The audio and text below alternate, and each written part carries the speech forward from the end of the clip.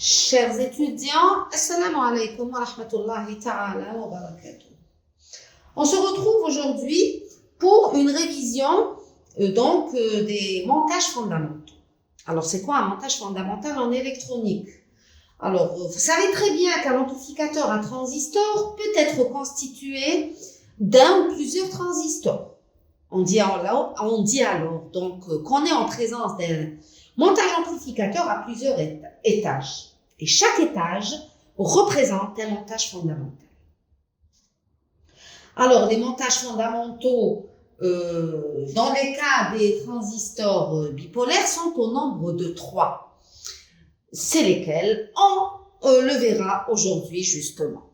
Alors, pour les confectionner, ces montages fondamentaux, donc on va démarrer tout simplement d'un transistor qui est polarisé par un pont de base. Alors, selon la borne par laquelle on excite, les bornes par lesquelles on excite notre système et les bornes par lesquelles on recueille le signal de sortie, on va dire qu'on est en présence d'un montage fondamental 1 ou 2 ou 3, etc. Donc, c'est en fait ce que je veux dire, c'est ce qui définit le type du montage fondamental. Alors, je vais diviser pour cela mon tableau en 3 parties.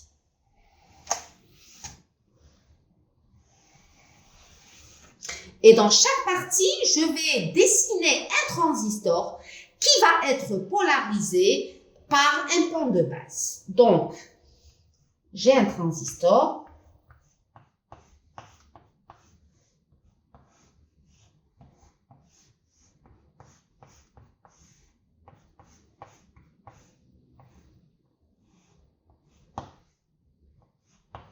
Donc, R1, R2, RC et R3.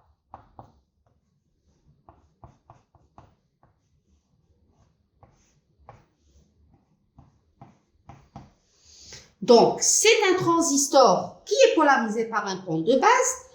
Je vais faire pareil ici. Je vais retracer la même chose.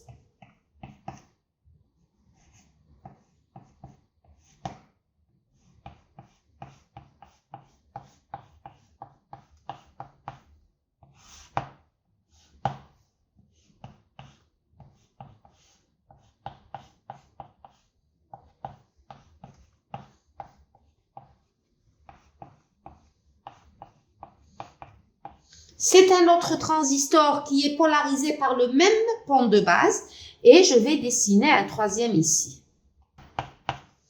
Donc, nous avons le même transistor, donc un même circuit de polarisation que j'ai tracé 3 fois sur ce tableau. Alors, qu'est-ce qu'il y a de dire? C'est que selon les bornes du transistor par lesquels j'excite ou je recueille le signal de sortie, on va se trouver en présence d'un certain type de montage. Alors, par exemple, si je prends le premier montage et je l'excite par l'émetteur, donc je vais placer ma source variable au niveau de l'émetteur, et je vais recueillir mon signal au niveau du collecteur.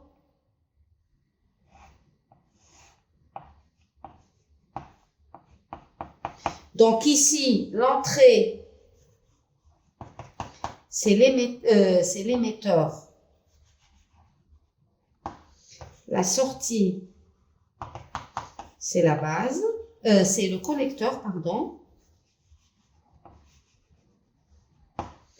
Eh bien, on dira dans ce cas que on va être en présence d'un montage en base commune et je vais découpler les résistances du pont de base. Voilà. Donc, la base commune est obtenue par un transistor qui est polarisé soit par un pont de base ou par une résistance de réaction base collecteur, peu importe le système de polarisation, L'essentiel, c'est lorsque l'entrée, elle se fait au niveau de l'émetteur et la sortie se fait au niveau du collecteur, je dis que je suis en présence d'un montage en basse commune. OK? Maintenant, si cette fois-ci, c'est ma résistance d'émetteur qui est découplée, et elle pourrait ne pas être découplée, donc si j'excite mon système par la base et je récolte mon signal de sortie au niveau du collecteur, je vais dire donc que mon entrée, c'est la base et ma sortie, c'est le collecteur. Donc, à ce moment-là, je suis en présence d'un montage monté en émetteur commun.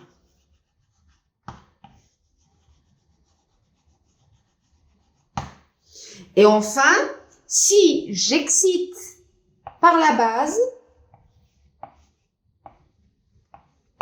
et je récolte mon signal au niveau de l'émetteur,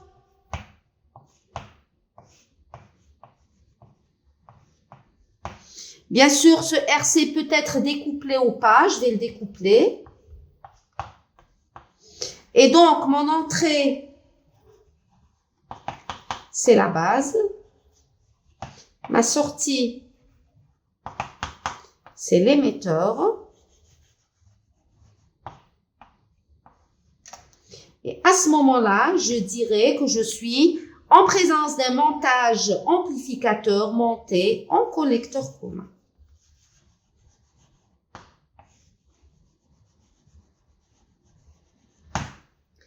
Donc, pour reconnaître le type de montage fondamental en présence duquel vous êtes, eh ben, il suffit tout simplement d'observer par où j'excite et par où je récolte mon signal de sortie. Tout simplement pourquoi? Parce qu'il se pourrait qu'on se trouve dans des cas où, par exemple, lorsque la résistance d'émetteur n'est pas découplée, et je serai toujours en émetteur commun, mais avec une résistance non découplée. Et c'est la même chose par rapport au collecteur commun. Je peux ne pas découpler cette résistance, donc je n'ai aucune borne qui n'est reliée à la masse, mais je regarde donc l'entrée et la sortie, même si ce condensateur n'existe pas, si ce RC existe, si le collecteur n'est pas mis à la masse, mais dès que j'excite par la base et je récolte mon signal par l'émetteur, je dirais que je suis en montage fondamental collecteur commun. Donc, peu importe si la borne commune est reliée directement à la masse ou pas. Pour reconnaître les types des montages base commune, émetteur commun, collecteur commun, il faudra tout simplement vérifier l'entrée et la sortie de votre amplificateur. D'accord? Alors, entrée émetteur, sortie collecteur, c'est une base commune. Entrée base, sortie collecteur, c'est un émetteur commun. Entrée base et sortie émetteur, c'est un collecteur commun. Et donc, on a démarré par un même système de polarisation. Pourquoi? Parce que lorsque je suis en régime statique, tous les condensateurs se comportent comme des circuits ouverts. Et à ce moment-là, le système de polarisation obtenu serait le pont de base constitué donc du transistor T polarisé par le pont R1-R2 et la résistance RC-RE et bien sûr sans oublier la source de polarisation. Alors dans ce qui suit, nous allons voir de plus près chacun de ces montages fondamentaux. Donc on va voir l'étude en régime statique, donc chose que vous connaissez, et on va établir le schéma équivalent en régime variable de chacun de ces montages.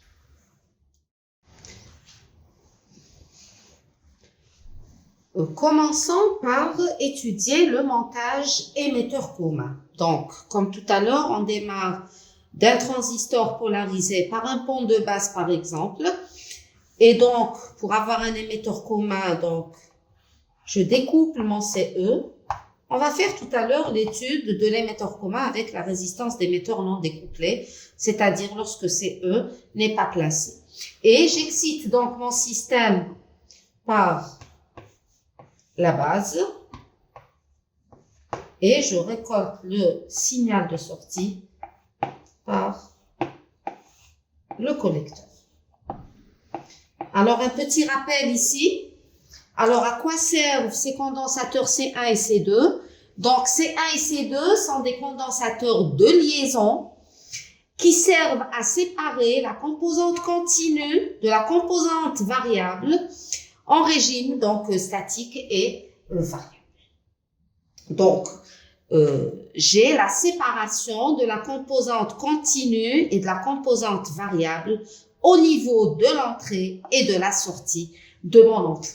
CE, bien sûr, est un condensateur de découplage et donc qui va servir à relier l'émetteur à la masse en régime variable. Alors, pour étudier ce système, donc, comme tout amplificateur, selon le domaine de fréquence dans lequel on est, on va donc avoir un schéma du montage. Donc, en régime statique, les condensateurs, c'est des circuits ouverts et donc, je vais avoir tous ces condensateurs qui vont disparaître et je vais donc avoir mon système de polarisation du transistor par pente de base. Et ce n'est pas l'objectif puisque ça a déjà été fait et c'est quelque chose de très simple. Maintenant, on va faire l'étude de ce montage en régime variable. Alors, l'étude en régime variable, elle se fait en deux parties. On la fait d'abord en fréquence intermédiaire où tous les condensateurs vont être supposés se comporter comme un circuit ouvert. Et par la suite, on étend notre étude au domaine de fréquence basse et haute et dans lesquels donc c'est soit les condensateurs de liaison et de découplage qui vont intervenir et c'est le cas des basses fréquences ou bien c'est les condensateurs propres au transistor, c'est-à-dire on va utiliser le schéma équivalent du transistor en HF et ça sera donc le domaine en haute fréquence. Bon, pour ce qui est d'aujourd'hui, donc on va étudier le montage émetteur commun. On va établir le schéma équivalent en fréquence moyenne ou bien intermédiaire et pour les faibles signaux. Alors, en régime variable, je vais redessiner ceci en régime variable. Ou bien je vais dessiner sur le même et je vais là mettre le schéma équivalent en régime variable. Alors, en régime variable, qu'est-ce qu'on a? Tous les condensateurs vont se comporter comme des courts-circuits. Et là, c'est les valeurs des condensateurs et le domaine de fréquence qui imposent ce comportement de C1, C2 et C2.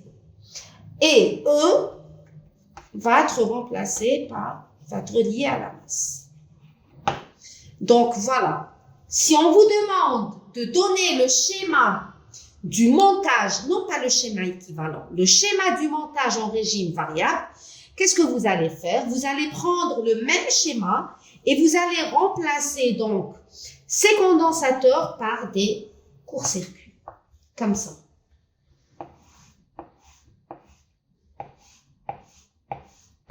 Et ce E, il va être remplacé par la Terre. Et donc, le schéma équivalent aux fréquences moyennes, il va se faire de la manière suivante. Alors, pour faire le schéma équivalent, alors je vais mettre le symbole de l'équivalence. Je vais enlever ce trait pour montrer l'équivalence, d'accord?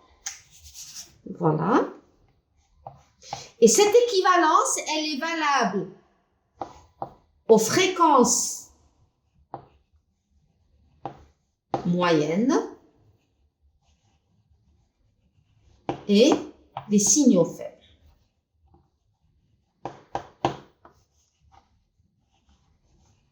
D'accord? Donc, l'équivalence que je vais faire est valable en fréquence moyenne et aux signaux faibles.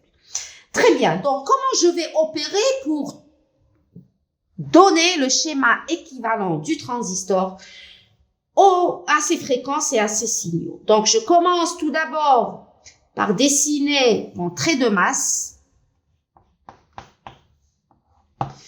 je repère et je redessine les 3 bornes du transistor base collecteur émetteur.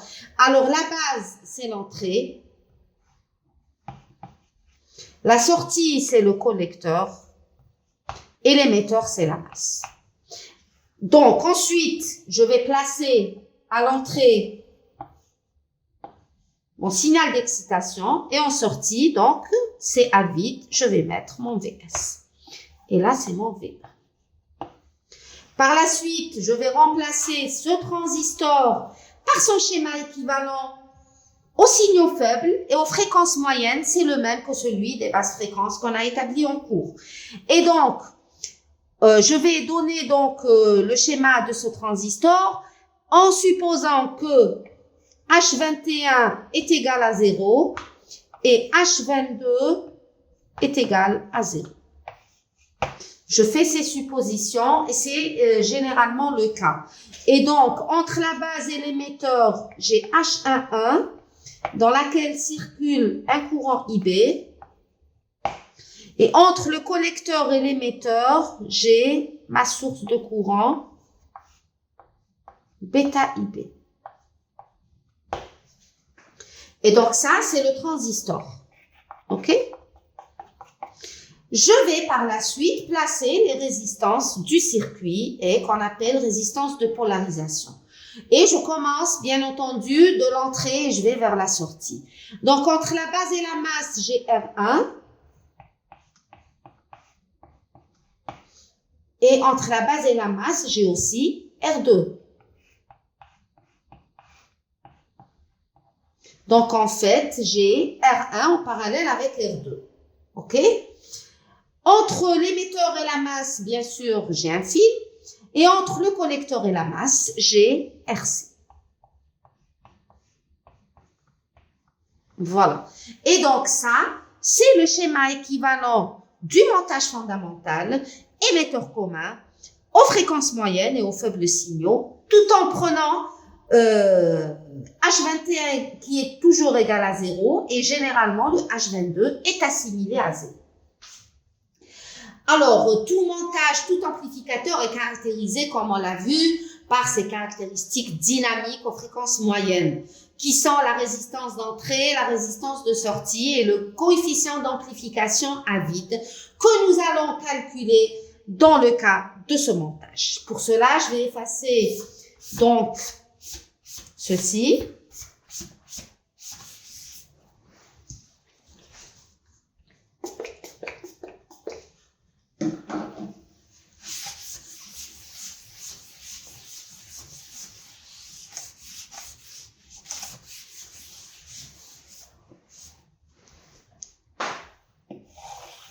Et on va donc calculer les caractéristiques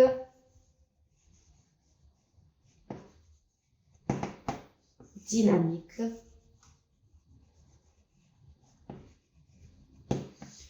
aux fréquences moyennes ou bien intermédiaires, qu'on appelle FI. D'accord? Donc, ces caractéristiques dynamiques, alors, j'ai la résistance d'entrée qui est égale à la tension d'entrée sur le courant d'entrée. Donc ça, c'est la résistance d'entrée. Et là, le courant d'entrée, c'est quoi? C'est le courant qui va sortir du générateur. OK? Donc ça, c'est le courant d'entrée. Et donc, VE, c'est la DDP aux bornes de H11. Ici, H11, où il a disparu. Donc, la DDP aux bornes de H11, c'est quoi? Plutôt non, c'est la DDP aux bornes de H11 qui est égale donc à H11 IB. Mais c'est aussi toute cette résistance équivalente parcourue par le courant IE. D'accord? Donc, c'est toutes ces résistances parcourues par le courant IE. Donc, je vais écrire que VE égale tout simplement à H11 parallèle à R1 parallèle à R2 fois le courant de l'entrée. Et du coup, je vais avoir RE qui est égal à VE sur IE, donc VE sur IE qui va donner R1 parallèle à R2 parallèle à H11. En général, le pont de base, la valeur du pont R1 parallèle à R2 est très grande devant la valeur de H11. Donc, on va avoir pratiquement la résistance d'entrée qui sera pratiquement égale à H11. En pratique, je vais le mettre. R1 parallèle à R2 est très grand devant H11 et du coup, RE va être pratiquement égal à H1. Donc ça, c'est pour ce qui est de la résistance d'entrée du montage émetteur commun. On va passer au calcul de la résistance, ou bien le calcul du coefficient d'amplification à vide.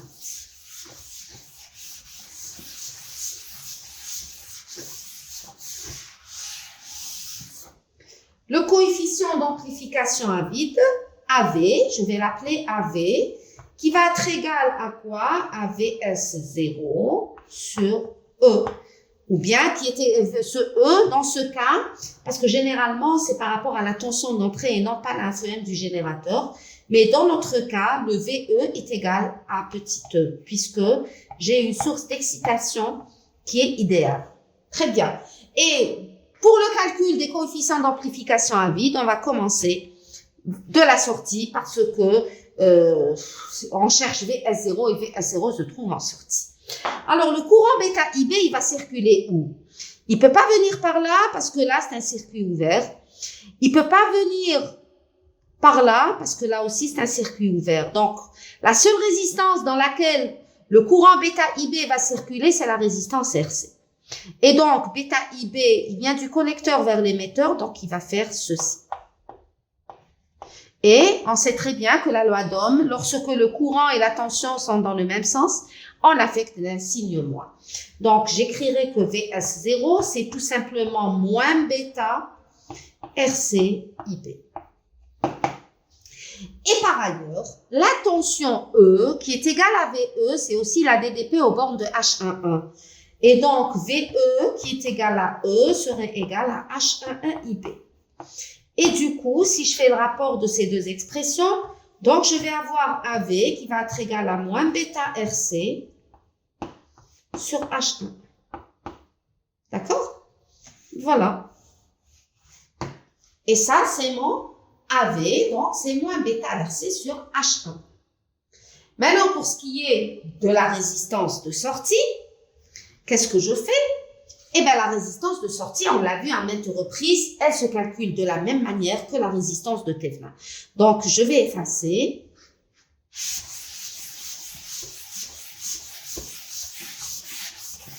Et on va calculer la résistance de sortie. Donc, je vais noter que RS se calcule de la même manière que R de Thévenin. Alors, comment je fais? Eh bien, tout simplement, je vais déconnecter les sources indépendantes et la seule source indépendante dans ce montage, c'est petit e. Comment je vais la déconnecter? Eh bien, je vais court-circuiter sa FEM et comme elle n'a pas de, c'est une source idéale, donc je ne garde pas de résistance interne. Voilà. Et en sortie, je vais tout simplement injecter ce couple UI.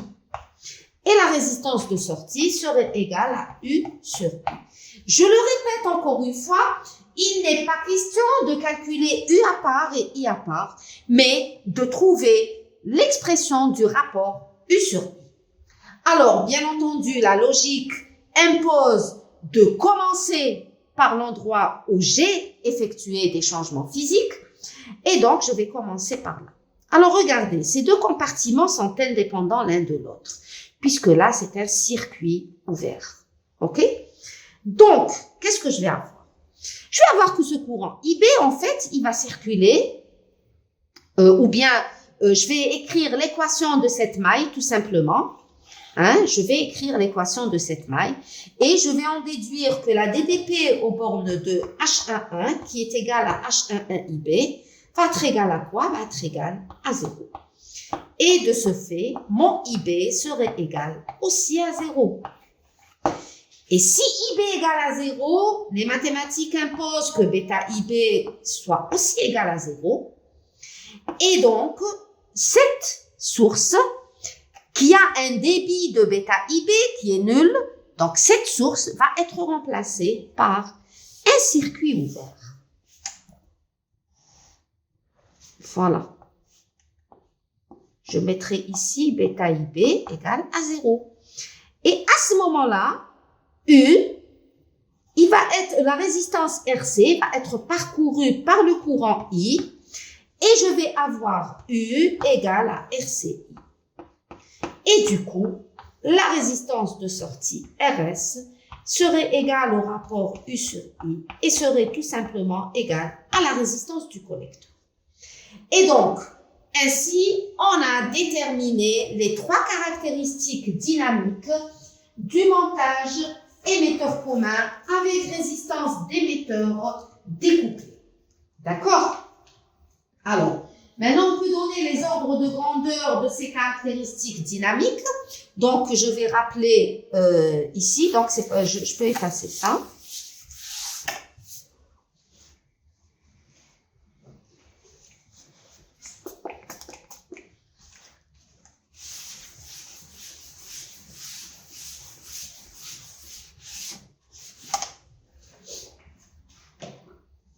Donc, on a trouvé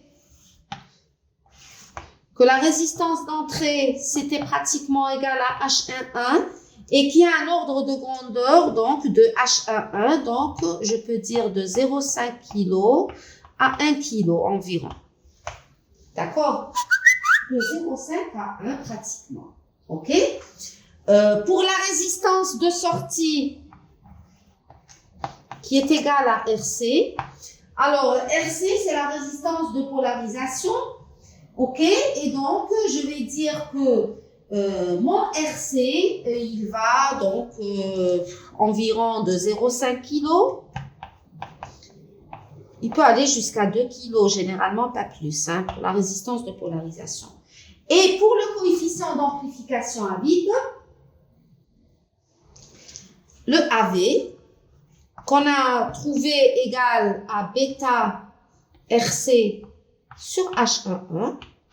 Alors, ce coefficient d'amplification à vide, et, attention, j'ai oublié quelque chose de très important, c'est le signe moins.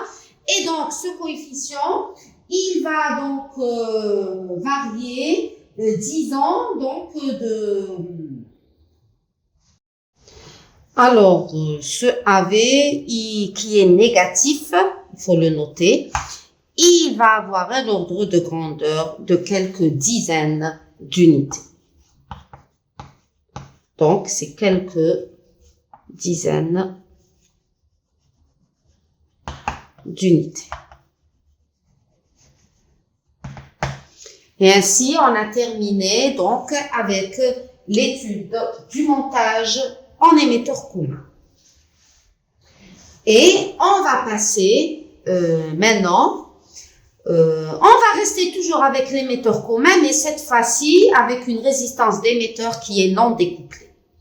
Alors vous allez me dire, mais madame, pourquoi on la découple et une fois non?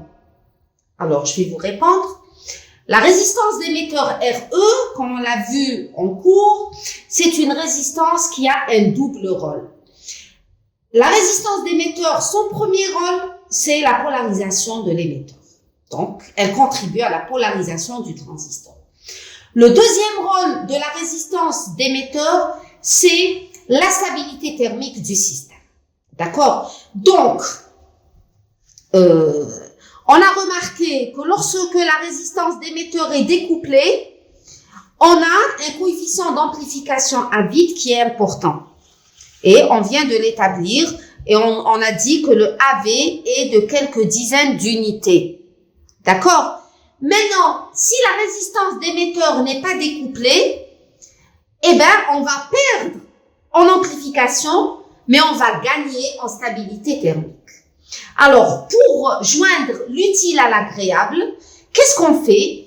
On va utiliser donc ce montage dans lequel RE est prise en compte en régime statique et donc la stabilité thermique est bien entretenue et on la découple en régime dynamique pour gagner en amplification. Mais il arrive des fois où on n'a pas besoin d'un coefficient d'amplification très important. Mais on a plutôt besoin d'un déphasage de pi entre le signal d'entrée et de sortie. Et à ce moment-là, le montage émetteur commun avec résistance d'émetteur non découplée pourrait nous rendre service. Et c'est pour cela que son étude s'impose. Alors, là, on va faire donc l'étude de ce montage. Pour ceci, je dois effacer tout ça. Et maintenant, donc, c'est le deuxième cas, donc, avec résistance RE non découplée.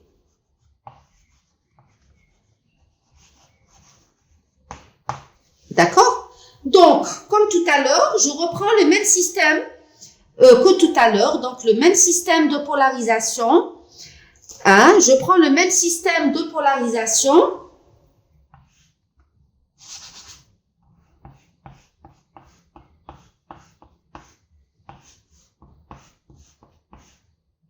Voici.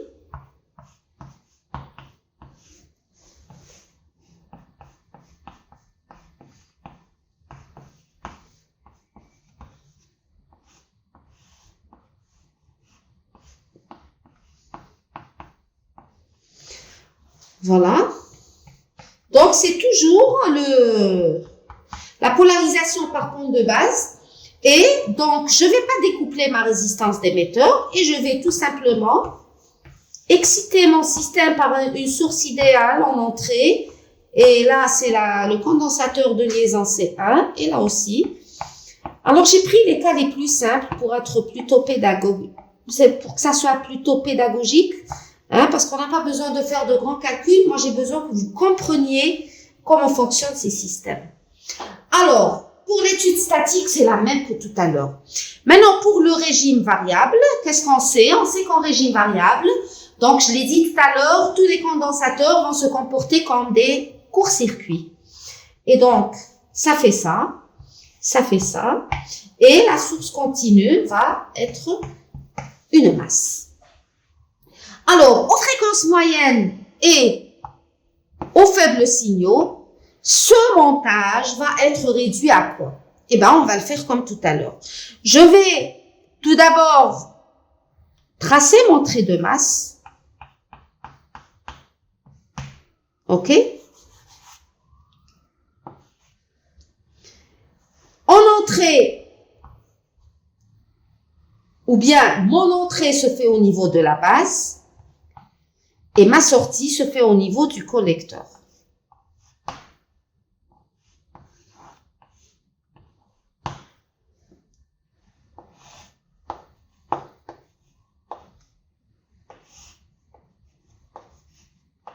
Voilà. Et je vais donc, comme tout à l'heure, d'abord placer le schéma équivalent du transistor aux fréquences moyennes, qui est le même que celui des basses fréquences. Et pour les faibles signaux, on avait pris donc H22 pratiquement égal à 0 et H21 égal à 0.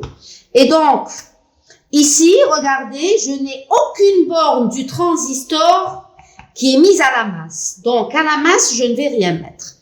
Donc, dans ce cas, je vais placer les points des transistors alignés. Les 3 points vont être alignés, puisque mon émetteur n'est pas mis à la masse. Donc, c'est comme un élastique. Je les place comme je veux. Alors, entre la base et l'émetteur, j'ai H11 et parcouru par un courant IB, c'est le courant de base. Et entre l'émetteur et le collecteur, j'ai ma source de courant bêta IB.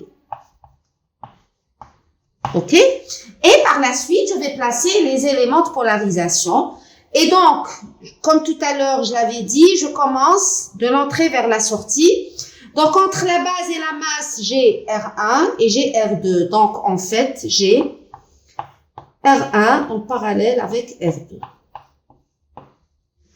Entre l'émetteur et la masse, j'ai RE il faut rien oublier, hein, parce que si vous oubliez un élément, tout votre système va être erroné. Et entre le collecteur et la masse, j'ai RC. Voilà. Et donc, ça, c'est le schéma équivalent de mon montage émetteur commun avec résistance d'émetteur qui est non découplée. Et on va procéder au calcul des caractéristiques dynamiques de ce montage aux fréquences moyennes. Alors, on va commencer, comme tout à l'heure. Je vais commencer par la résistance d'entrée. Donc, les caractéristiques dynamiques.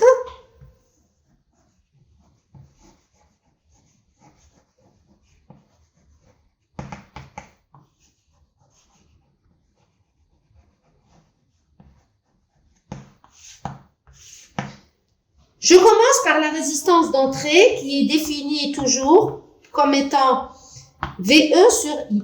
Alors, IE, faites attention, c'est le courant d'entrée et ce n'est pas le courant IB. Alors, je vais utiliser l'astuce que je vous ai donnée en cours. Alors, je vais me placer.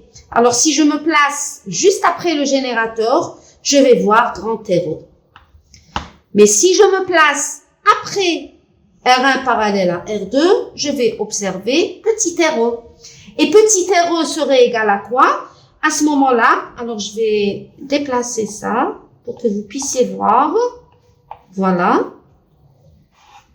Et donc, si je me place ici, la tension VE, c'est la même, mais le courant d'entrée après R1 parallèle à R2 serait le courant IB. Et à ce moment-là, mon petit RE serait égal tout simplement à VE sur IB.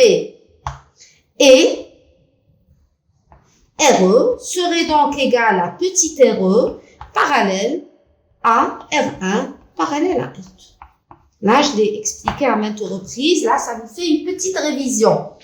OK? Et donc, pour déterminer la résistance d'entrée, il suffit de déterminer petit RE qui est égal à VE sur IB. Alors, pour cela, je vais écrire l'équation de la maille centrale. Donc, le courant qui va passer dans RE est égal à quoi? Là, c'est un nœud. Donc, il arrive IB, il arrive bêta IB. Et donc, là, va circuler 1 plus bêta IB. Et donc, je vais écrire l'équation de la maille délimitée par la résistance RE, H11 et la tension VE. Sachant que ici, j'ai un courant IB et au bornes de RE, j'ai le courant 1 plus bêta IB. Alors là, c'est vraiment schématique. Là, ça continue. Et donc, je vais écrire que 7 DDP plus 7 DDP est égal à VE. Donc, j'écris que VE, c'est tout simplement la DDP au bornes de RE qui donne 1 plus bêta RE IB, plus la DDP au bornes de H11 qui est égal à H11 IB. Et donc, je peux tirer le rapport VE sur IB qui serait égal à H11 plus 1 plus bêta RE et qui représente petit RE. OK? Donc, ça, c'est petit RE. Et du coup, je peux déduire grand RE qui est tout simplement égal à petit RE parallèle à R1 parallèle à R2. Et donc, mon RE, c'est tout simplement R1 parallèle à R2 parallèle à H11 plus 1 plus bêta RE. Voilà. Et ça, c'est la résistance d'entrée du montage émetteur commun avec résistance d'émetteur non découplé. Bien sûr, je dois retomber sur mes pieds si je remplace RE par 0. C'est-à-dire que si la résistance d'émetteur aurait été découplée. Donc, si RE égale à 0, qu'est-ce que je vais avoir? Je vais avoir que la résistance d'entrée serait égale à R1 parallèle à R2 parallèle à H11 et c'est le résultat qu'on avait établi tout à l'heure. Donc ça, c'est pour ce qui est de la résistance d'entrée du montage émetteur commun avec résistance d'émetteur non découplée. Maintenant, on va passer au calcul de la résistance, du coefficient d'amplification à vide. Le calcul du coefficient d'amplification à vide. Donc, j'efface ceci. Ça aussi, je l'efface.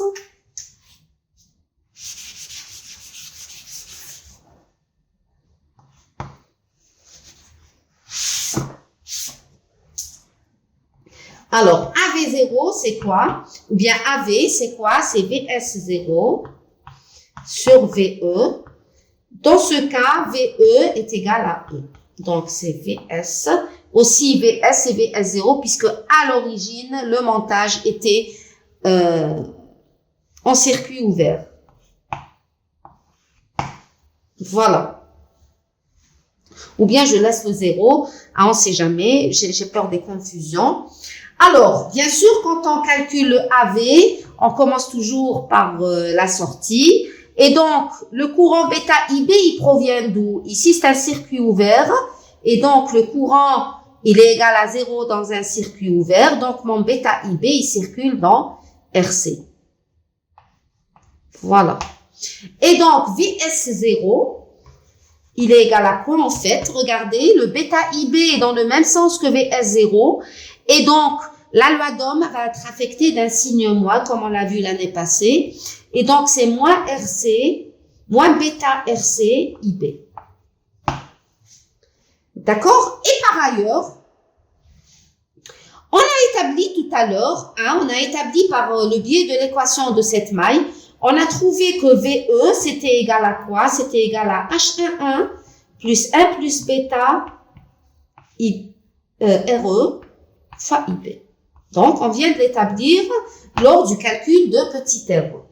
Et donc, si je fais le rapport entre ces deux équations, je vais tout simplement avoir AV égale à moins bêta RC sur H11 plus 1 plus bêta RE. Voilà. Donc, ça, c'est le coefficient d'amplification à vide du montage émetteur commun avec résistance d'émetteur qui est non découplée. Et bien sûr, comme on l'a fait pour RE, si je remplace RE, R grand RE ou la résistance d'émetteur par 0, ce terme va disparaître et il va me rester AV égale à moins bêta RC sur H11 et c'est le résultat de l'émetteur commun avec résistance d'émetteur découplée. Mais ce qui est à remarquer, c'est que le dénominateur a augmenté. Le dénominateur a augmenté et c'est ce qui fait que le coefficient d'amplification à vide du montage avec RE non découplé est inférieur au coefficient d'amplification du montage découplé. Donc, AV non découplé, je mets comme ça, ND non découplé est inférieur au AV du montage découplé. Voilà. Et donc ça, c'est pour ce qui est du montage émetteur commun avec résistance d'émetteur qui est non découplé. Et pour terminer avec cet émetteur commun, on va calculer la valeur ou on va déterminer l'expression de la résistance de sortie qui n'est autre que la résistance de Thévenin, du point de vue calcul et même du point de vue donc représentation.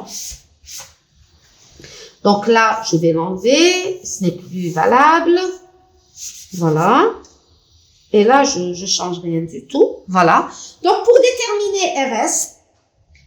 déterminer RS, c'est quoi? On avait dit que RS c'est U sur I. Tout en déconnectant donc les sources indépendantes. Alors la seule source indépendante ici, c'est E. Et donc que je vais remplacer par un court-circuit. OK? Et je vais injecter en sortie le couple UI. OK? Et donc, on va voir qu'est-ce qui s'est passé en déconnectant ou en neutralisant la source indépendante. Alors, je vais écrire donc l'équation de ma maille. cette maille. Et qu'est-ce que je vais avoir? Je vais avoir que c'est la même maille que tout à l'heure, seulement en remplaçant petit e par 0. Donc, en fait, je vais écrire l'équation de cette maille. RE, H11, et là, c'est 0. OK? Donc là, c'est IB, et là, c'est 1 plus bêta IB.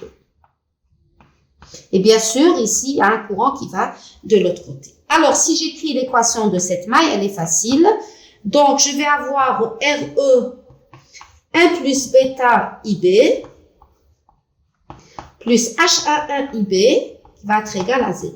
Et à ce moment-là, je vais avoir H11 plus 1 plus bêta REIB, le tout fois IB, bien sûr, égal à 0. C'est une équation du type AX égale à 0. A, c'est ce terme. Donc, c'est une équation de ce type avec A différent de 0. Ceci voudra dire que c'est mon X qui doit être nul. Et à ce moment-là, le X, c'est IB égale à 0. Alors, si IB égale à 0, automatiquement, bêta IB va aussi être égal à 0. Donc, bêta IB est aussi égal à 0. Et donc, cette source de courant va être remplacée par un circuit ouvert. Voilà. Et donc, il va me rester que U égale à RCI. Et donc, RS serait égal à quoi?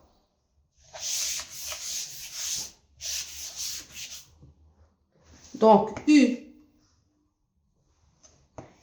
sur I va être égal tout simplement à RC. Et ainsi, on aura déterminé les caractéristiques dynamiques du montage émetteur commun avec résistance d'émetteur non découplée que l'on va donc résumer comme on l'a fait pour le montage émetteur commun découplé. On va les résumer tout de suite.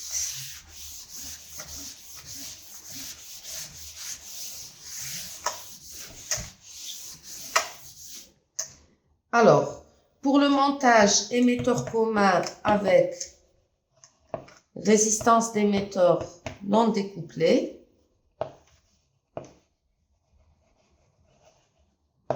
qu'est-ce qu'on va avoir? On a obtenu donc une résistance d'entrée RE égale alors à RB parallèle à H11 plus 1 plus bêta I RE.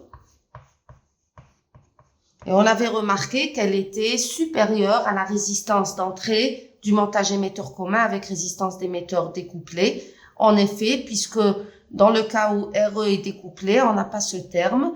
Et on avait trouvé donc RB parallèle à H11. Et comme H11 est très petit devant RB, c'est lui qui l'emporte. Alors, l'ordre de grandeur de la résistance d'entrée, ici c'est RE, on va le donner tout à l'heure. L'ordre de grandeur des résistances, et AV, alors RS, on vient de le trouver, c'est donc l'ordre de grandeur de la résistance d'entrée du montage émetteur commun avec résistance non découplée, il va d'environ 1 kg, pas ici, donc RE varierait entre 1 kg et quelques kilos. OK? Maintenant, pour le coefficient d'amplification en vide, l'expression qu'on avait établie. Alors, l'expression, elle était de... Alors, est-ce que vous vous la rappelez? On vient de l'écrire.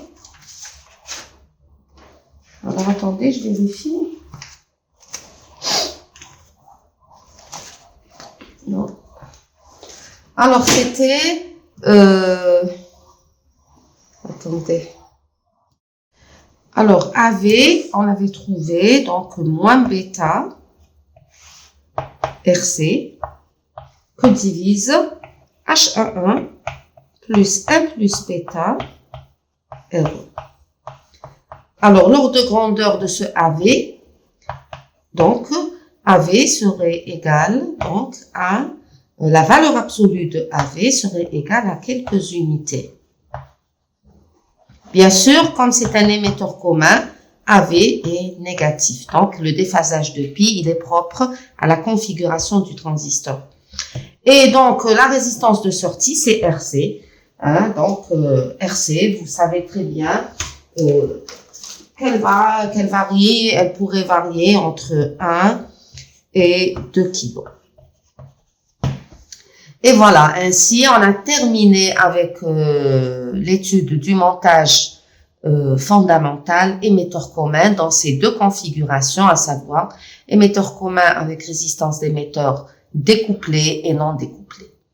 Et ainsi, donc, se termine la vidéo d'aujourd'hui et j'essaierai de vous faire la vidéo sur le collecteur commun et sur la base commune. D'ici là, je vous dis bon courage et bonne préparation pour votre examen. Wassalamu alaikum wa rahmatullah.